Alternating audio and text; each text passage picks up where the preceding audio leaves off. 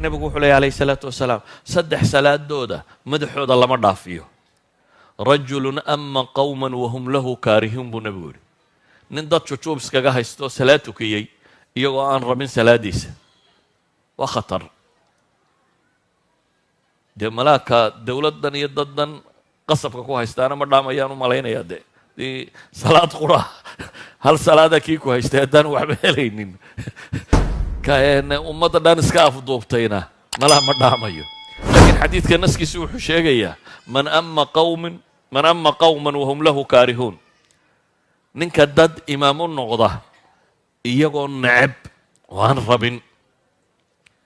walidalik a'imada masaajidda iyo ragga masaajidda tukiya waxaa fiican inuu qulubta dadka ilaaliyo oo dadku qof ay raalli ka yihiin inuu noqdo maxay qofka dadka tukinaya, oo masaajidka inaan lagu haysaninun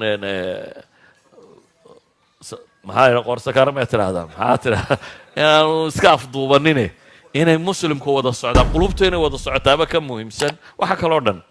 sidaa ogeed buu nebigu wamra'atan baatat wa zawjuha calayha saakhitun, gabadh hoyatay iyadoo ninkeedu u cadhaysayayana wax laga aqbali maayo.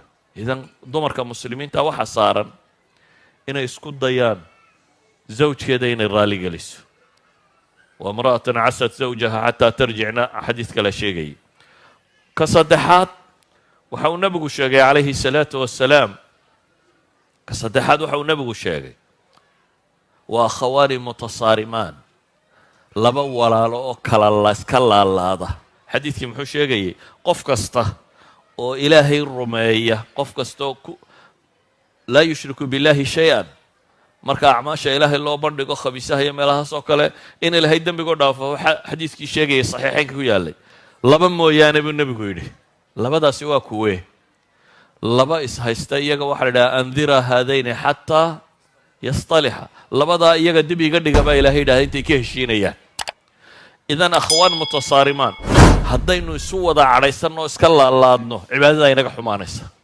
haddaynu rabno in cibaadadeennu cinda allahi ay maqbuul noqoto waa inaad qof qalbi saliima leh waa inaad ahaataa. qofka mu'minka ahi nebiyullaahi ibraahim muxuu ku ducaysanayey? aakhiro wuxuu weydiisanayey qalbigiisa in alla ka dhiga maxay? qalbi caafimaad qaba.